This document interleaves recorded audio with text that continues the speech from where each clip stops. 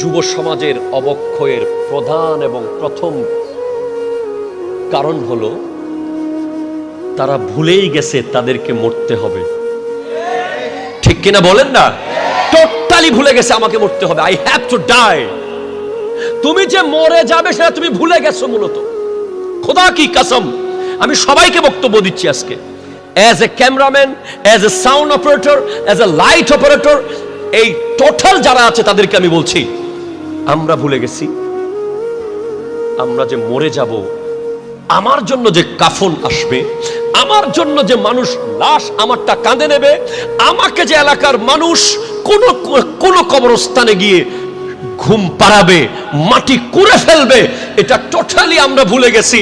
এটা নবীজি বলেছেন কখনো ভোলার সুযোগ নাই।